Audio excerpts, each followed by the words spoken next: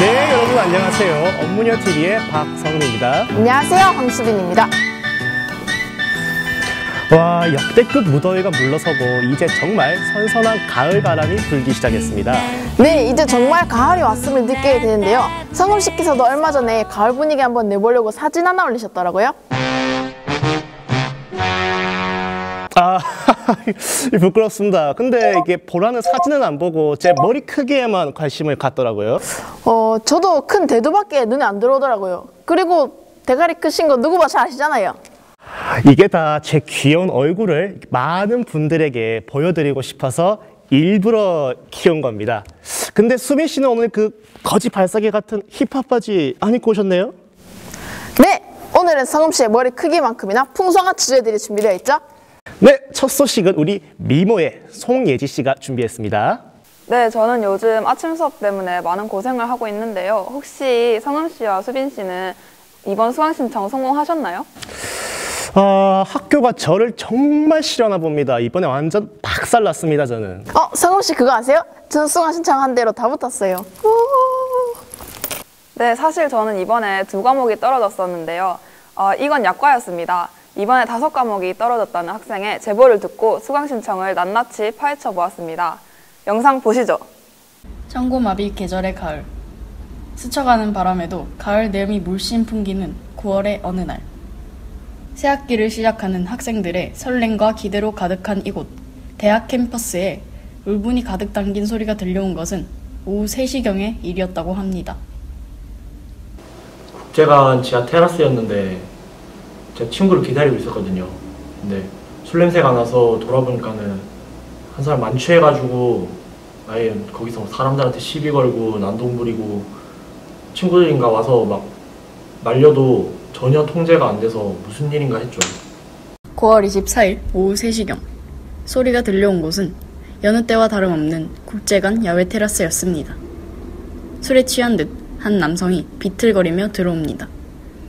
그리고 잠시 후 평온했던 테라스는 순식간에 아수라장이 됩니다. 자리에 앉는 듯 하더니 이내 탁자를 치고 의자를 발로 차며 난동을 부리기 시작합니다. 친구로 보이는 사람들이 급히 들어와 말려보지만 그의 행동에 속수무책이었습니다. 내팽겨 쳐진 친구들 그리고 난동의 주인공도 이내 쓰러지고 맙니다. 가 나부터 술 한잔 하자길래 나는 뭔 일이 있는 줄 알았죠. 근데 뭐 알고 보니까 저 수강 신청이 많이 떨어졌더라고요. 그래도 이렇게 게임판에 진 경우가 있습니까? 신고를 받고 출동한 경찰의 조사 결과 난동을 부리던 학생은 졸업을 앞둔 경영학과 권모군이었고 권군이 수강 신청에 실패해 크게 낙심하여 과음을 한 후 난동을 부렸다는 사실이 밝혀졌습니다. 일단 신고를 받고 출동했을 때 권 씨는 굉장히 만취 상태였고 통제가 불가능한 상태였습니다. 혈중 알코올 농도는 0.1% 이상 나온 상태였고 굉장히 시끄럽고 산만하고 주의를 힘들게 했습니다. 지난 9월 24일 부민 캠퍼스 국제관에서 만취한 채로 난동을 피운 권군. 무엇이 그를 그렇게까지 화나게 한 것일까요? 권군은 이제 졸업까지 한 학기만 남겨둔 4학년생이었습니다. 그는 졸업을 위해 이번 학기에 18학점을 취득해야만 했습니다. 그런데요, 정작 권군은 3학점, 즉 단 한 과목만 수강 확정을 받았던 것입니다. 졸업을 앞둔 4학년에게 갑작스러운 수강 탈락은 얼마나 당황스럽고 초조한 일인지 짐작할 수 있었습니다. 우리는 사건의 전말을 알아보기 위해 의식을 되찾은 권군을 찾아가 보았습니다. 수강 신청 가지고 무슨 난리냐고요? 남들이 보기엔 진짜 어이없겠죠. 근데 전 진짜 가망이 없었어요. 졸업은 해야 되는데 강의는 다 튕기고 게다가 증원도 안 되고 이런 적이 처음이라 제가 뭘 어떻게 해야 할지 진짜 모르겠더라고요. 선착순으로 이루어지는 수강 탈락자 신청 기간에 맞추어 권군은 동네 한 PC방으로 가게 됩니다. 타 학생들과 달리 탈락 과목이 많았던 권군은 한 과목을 신청하면 그 사이 다른 과목에 정원이 가득 차 탈락자 수강 신청 기간에도 자신이 원했던 결과를 얻지 못하였습니다. 망연자실한 권군은 학사관리과와 과사무실에 전화를 해보았지만 돌아오는 것은 모두 어쩔 수 없다. 교수나 조교에게 물어보아라는 답변뿐이었습니다. 권군은 고심 끝에 학교로 직접 찾아갔습니다. 권군은 지푸라기라도 잡는 심정으로 조교와 교수를 만나보았지만 달라진 것은 아무것도 없었습니다. 4년 동안 학교를 다녀오면서 수많은 수강 신청을 해보았지만 권군도 이런 적은 처음이라고 합니다. 과연 무엇이 어떻게 되었길래 한 학생을 이렇게까지 만들었는지 저희는 알아볼 필요가 있다고 판단했습니다. 저희는 이번 촬영을 진행하는 동안 권군과 비슷한 처지의 피해 학생들이 많다는 것을 알게 되었습니다. 도대체 왜, 무엇이 이런 피해 학생들을 낳은 것일까요? 저희는 홈페이지를 보던 중 이런 문구 하나를 찾을 수 있었습니다.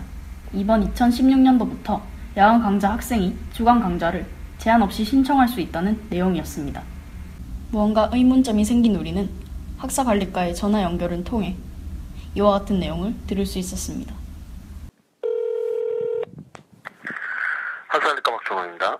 15학년도 시작할 때 계획에 있던 대로 열리긴 다 열릴 거예요. 근데 대신 학생이 다 잘 챙겨 드려야 되는 게 이제 예전에는 1학번 이후 교과 과정에 이제 야간 수업이었거든요. 1, 6부터는. 아, 네. 그러면은 예전보다 들을 수 있는 그 교과목 폭이 많이 줄어들어요. 차츰 가면 갈수록. 예. 그래서 원래 예전에는 주간 수업이 제한이 있었는데 네. 일단은 주간 수업 제한은 없고요. 야간 학생에 대해서. 학생들이 입은 피해의 결정적인 원인은 수강 신청의 방법이 아니었습니다. 야간대학이 폐지되면서 야간대학 학생들이 주간 수업을 듣게 되었는데도 학교 측에서는 분반이나 인원을 늘리는 대책을 세워두지 않았던 것입니다. 그뿐만 아니라 우리는 한 자료를 얻을 수 있었습니다.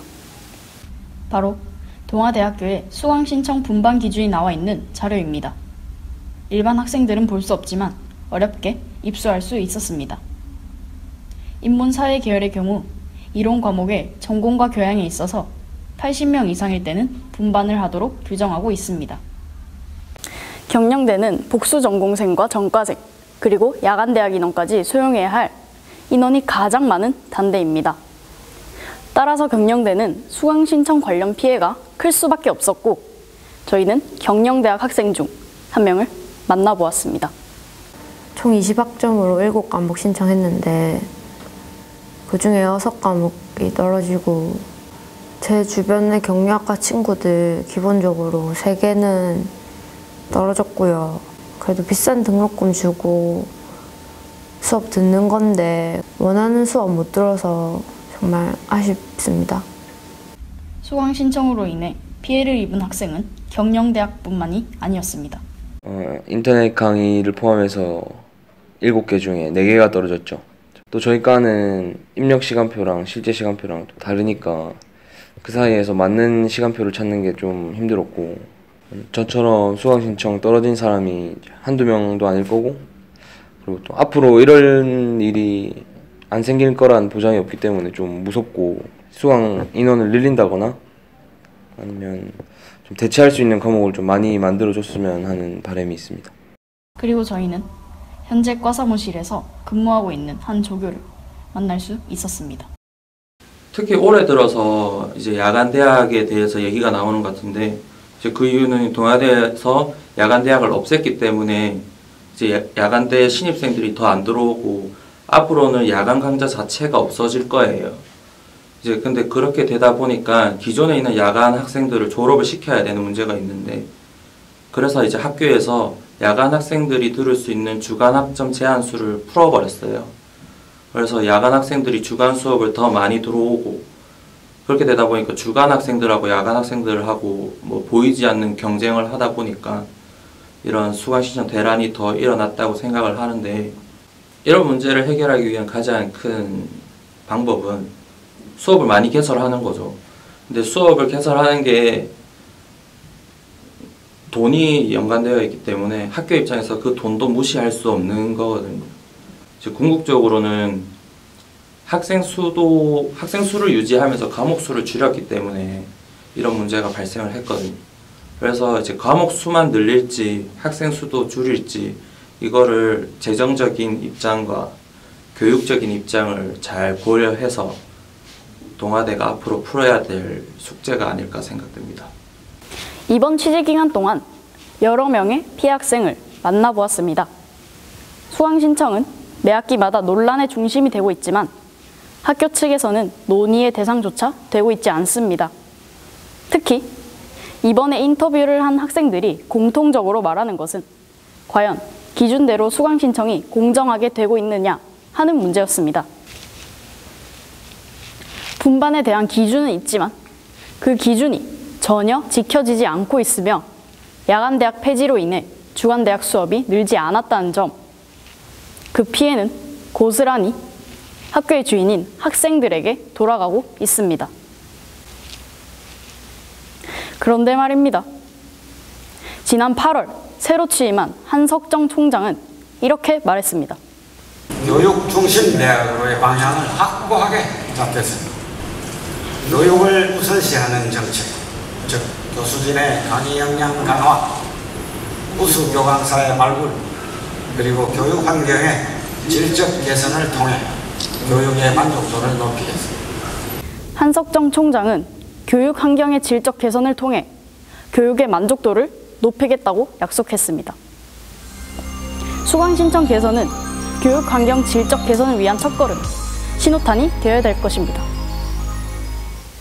외모로 인해 불이익을 받았거나 외모 지상주의에 대해 잘 알고 있는 분들의 연락을 기다립니다.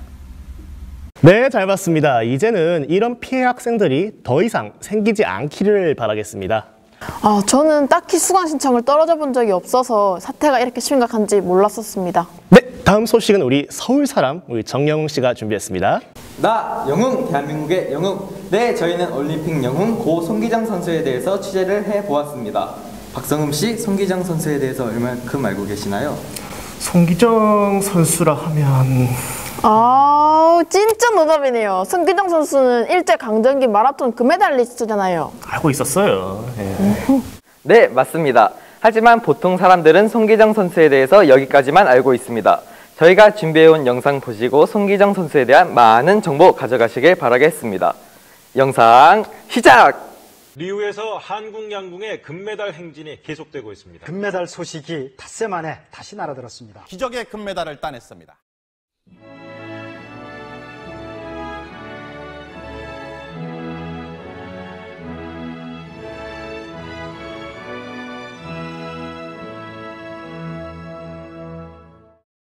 저는 김기재입니다. 나는 이기였습니다. 기록의 시간은 2시간 29분 19초 2의 올림픽 신기록이었습니다. 오후 6시 15분 나는 하파와 남궁과 함께 표창대에 올랐습니다. 이때의 기쁨은 내 일생을 통하여 잊지 않습니다. 손기정 선수에 대해 얼만큼 아시나요? 잘 모르겠습니다. 마라토너라는 거 알고 있어요. 손기정이요? 웹툰 주인공 아니에요?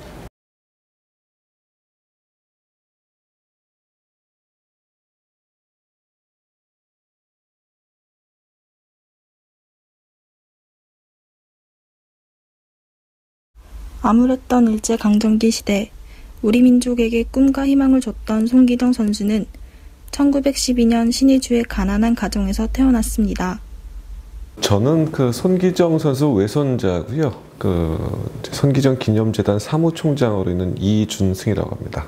일단 유년 시절은 손기정 선수는 달리기에 소질 있는 소년입니다. 그러나 집이 가난해서 학업과 육상을 병행할 수가 없었어요. 그래서 수년간 학교를 다닐 수 없는 상태에서도 계속 달리는 본능은 계속 유지를 하고 육상을 했었습니다. 1932년 경영 마라톤 대회에 손기정 선수가 출전하면서 2등을 합니다. 그래서 양정 고보에 입학하는 길이 열렸고요.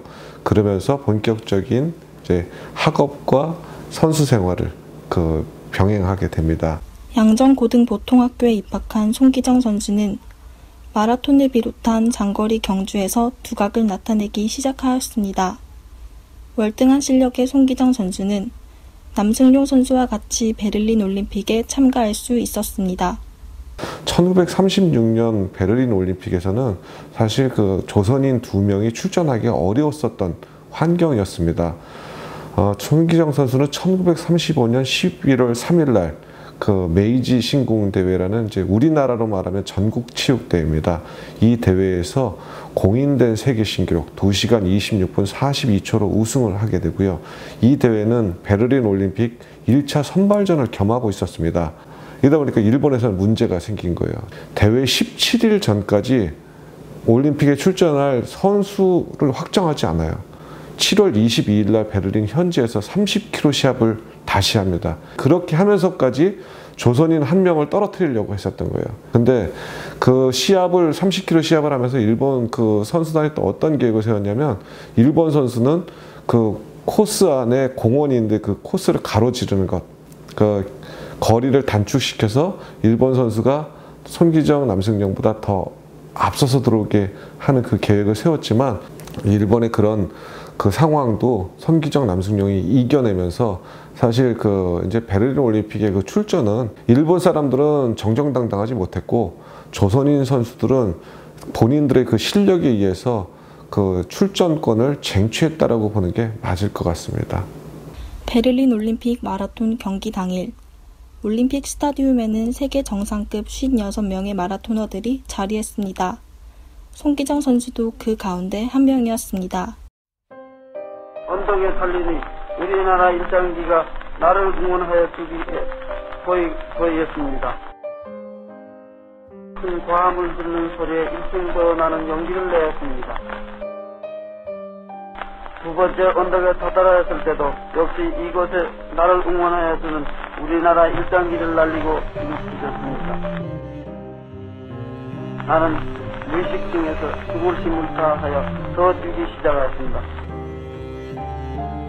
그리하여 나는 이기었습니다. 기록의 시간은 2시간 29분 19초 2의 올림픽 신기록이었습니다. 오후 6시 15분 나는 아빠와 남편과 함께 표창대에 올랐습니다. 장엄한 우리나라 국가가 엄숙하게 내 길을 여쭐 뿐이었습니다. 이 승리는 결코 내 개인의 승리가 아니라 전 우리 일본 국민의 승리라고 하게이다. 들으셨나요? 이 승리는 결코 내 개인의 승리가 아니라 전 우리 일본 국민의 승리라고 하게이다. 손기정 선수의 목소리가 작아지자 옆에 있던 누군가가 더 크게 읽으라고 윽박 지릅니다. 그렇습니다. 손기정 선수는 일본 육상 경기연맹이 작성한 원고를 강제로 읽어야만 했습니다. 손기정 선수는 승리의 기쁨마저 자유롭게 표현할 수 없었습니다. 시상대에서는 한국 이름의 손기정이 아닌 일본 이름이 호명되었고, 국기도 태극기가 아닌 일장기가 개항되었으며, 국가도 애국가가 아닌 기미가요가 대신 연주되었습니다. 손기정 선수는 조국뿐 아니라 우승의 기쁨도 일본에게 빼앗겨야만 했습니다. 우승 직후 손기정 선수는 고국으로 엽서 한 장을 보냅니다. 슬프다.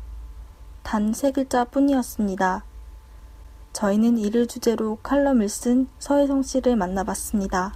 그날 아마 우승의 감격과 그리고 나라 없는 자의 슬픔을 동시에 느꼈겠죠. 세계 신기록으로 우승한 감격과 그만큼 나라 없는 자의 고통을 동시에 느꼈습니다. 그리고는 그 이틀 뒤에 한국으로 편지를 발송했습니다. 거기에 근데 편지에는 딱 3글자만 썼습니다. 슬프다. 그런데 오늘날 말하는 슬프다가 아니라 슬프다로 썼습니다. 왜 우리가 지금도 왜 그 자기 감정을 과잉되게 표현할 때 일부러 그런 약간 오류를 내는 것이 있는데, 아마 손기정 선수도 그 당시에 그랬던 것 같습니다. 우리가 생각할 때 올림픽에 우승했는데요, 이 청년은 슬프다고 썼을까? 그 말 속에 많은 것이 들어있다고 생각합니다. 이 사진은 일장기 말소 사건으로 유명한 1936년 8월 25일자 동아일보의 지면입니다. 우리나라 언론은 이렇게라도 손기정 선수의 슬픈 우승을 위로해주려 했습니다. 그러나 이 사건으로 많은 언론인들이 체포되기도 했습니다. 당시 이제 일본 국가대표였던 송기정 선수의 이제 금메달 수여받는 그 수상 장면을 국내 신문사들은 가슴에 있는 일장기를 지어낸 사진을 싣게 됩니다. 그 바로 대표적인 신문사 두 개가 바로 조선중앙일보와 동아일보였는데요. 이 사실이 이제 발각되면서 조선총독부는 두 신문사의 신문 발행을 금지시켜버립니다. 바로 이 사건은 당시에 실제 있었던 일을 그냥 보도했다는 그 사실만으로도 신문사가 얼마나 많은 엄격한 비난과 통제를 받을 수밖에 없었는가 하는 그런 어떤 역사적 배경을 보여준다고 말할 수 있겠습니다. 조선 총독부는 난세에 등장한 스포츠 영웅을 조선인들에게 저항의식을 심어줄 수 있는 사상범 같은 존재로 인식했습니다. 때마침 터진 일장기 말소 사건으로 결국 송기정 선수는 일제로부터 밧줄에 묶여 귀국해야만 했습니다.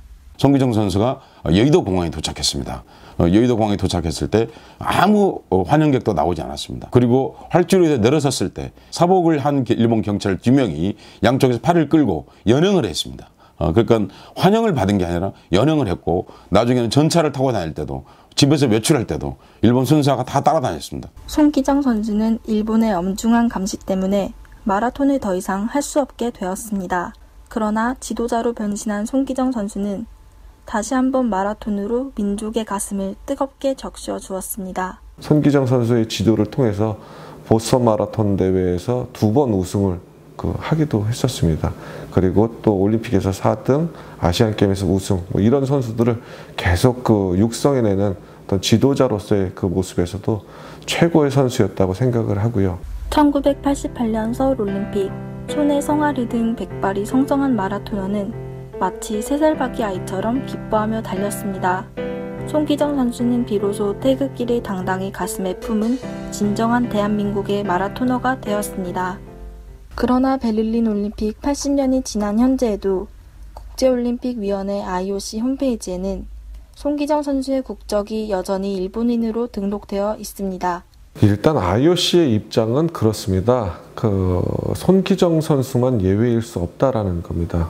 손기정을 국적 변경을 하게 됐었을 경우에는 손기정과 비슷한 유형의 메달리스트들, 이런 메달리스트를 전부 바꿔줘야 되는, 바꾸지 않을 수 없는 상황이 안 되는 거죠. 그렇지만 이런 부분들이 IOC의 입장일 수는 있겠지만 손기정 선수가 80년 전에도 베를린에서 나는 한국인이다라고 얘기를 했었습니다. 그 외침들이 아직도 변경되지 않으면서 손기정 선수가 슬픈 우승자로 남아있는 거거든요.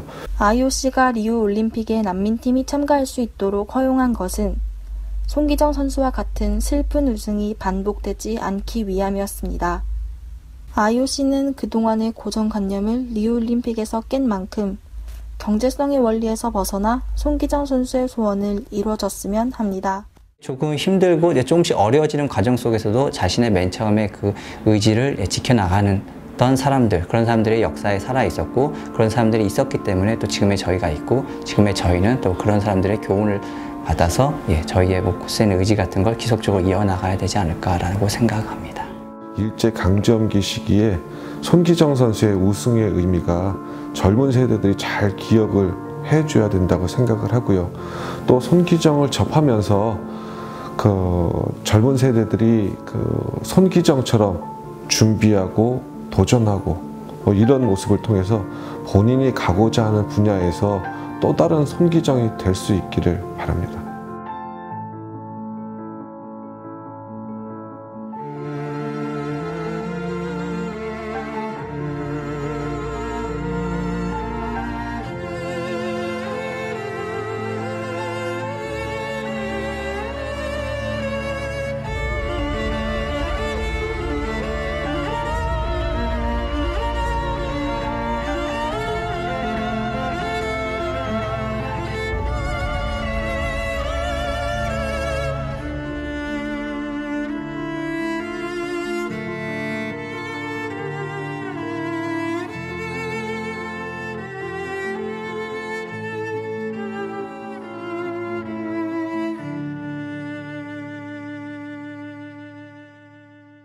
와, 송기정 선수에 대해 몰랐던 제가 정말 부끄러워집니다.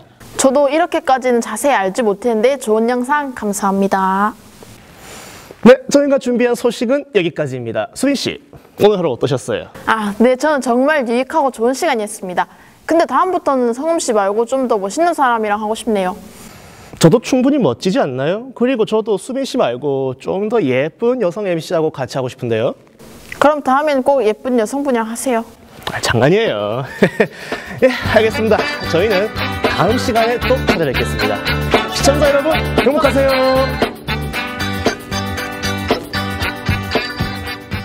그런데 말입니다. 잠깐만.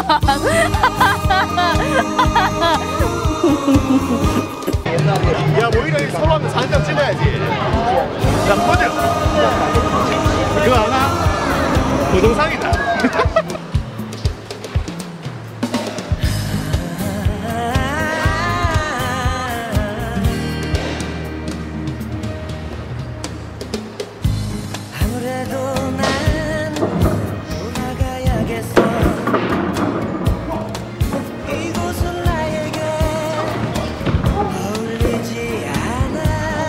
만취해가지고 원 씨는 굉장히 만취 상태였고 그래도 이렇게 게임을 해주는 경우가 있습니까?